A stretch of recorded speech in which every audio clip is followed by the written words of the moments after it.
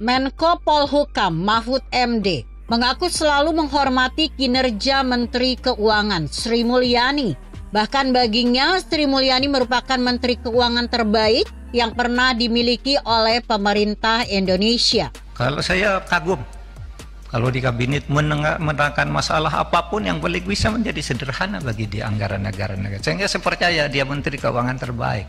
Tetapi akses dari bawah tidak masuk. Mahfud menceritakan Sri Mulyani tidak mendapat data yang valid soal dugaan tindak pidana pencucian uang TPPU di Kementerian Keuangan.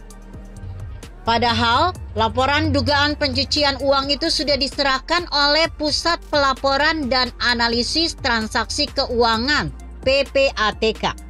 Ia lantas menunjukkan salah satu data soal dugaan pidana pencucian uang yang dilakukan di Direktorat Bea Cukai yang dilaporkan PPATK tahun 2020 terkait impor emas batangan dengan jumlah transaksi mencapai 189 triliun rupiah.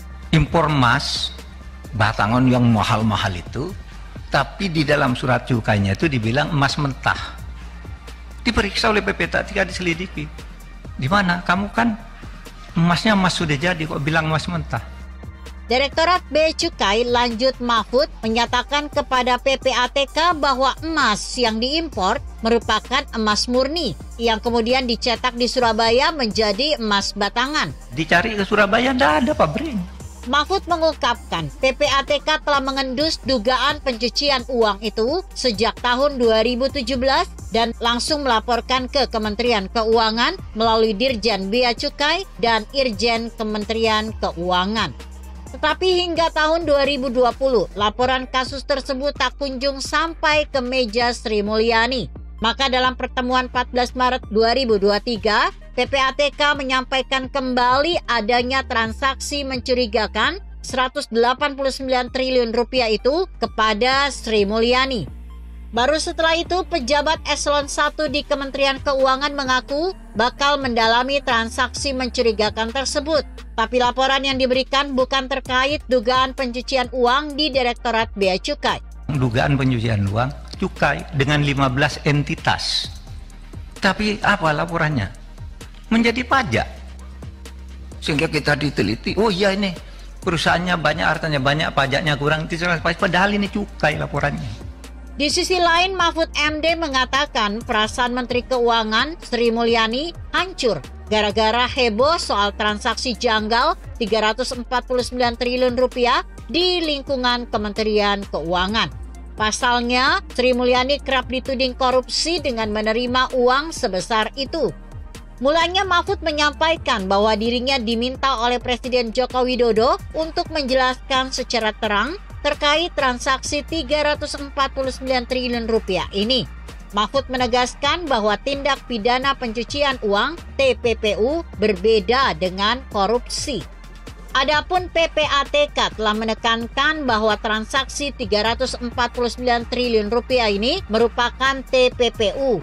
Sekali lagi 349 itu saya diminta menjelaskan betul-betul oleh Presiden, jelaskan kepada rakyat melalui gedung DPR bahwa TPPU itu artinya itu, beda dengan korupsi. Mahfud menyayangkan banyaknya orang yang berteriak-teriak kalau Sri Mulyani melakukan korupsi. Padahal kata dia, orang yang berteriak itu tidak paham bedanya antara TPPU dan korupsi. Lah orang tidak ngerti bedanya lalu Menteri Keuangan korupsi itu tidak ada. Ini laporan TPPU. Saya yakin Bu Sri Mulyani itu, saya tahu betul. Lalu Mahfud menyinggung Sri Mulyani yang kerap menangis ketika diwawancarai di sejumlah program televisi. Ketika melihat kondisi Sri Mulyani, Mahfud menyadari betapa hancurnya hati Sri Mulyani dituding korupsi oleh sejumlah pihak. Sampai dia nangis di televisi, diwawancarai Rossi, diwawancarai Andi Noya. Nangis, saya tahu dia hatinya hancur. Dia bilang akan saya perbaiki ini Ya saya tambah datanya. Mahfud mengatakan Sri Mulyani adalah sahabatnya yang sangat baik. Sri Mulyani merupakan menteri terbaik dalam kabinet pemerintahan Presiden Jokowi.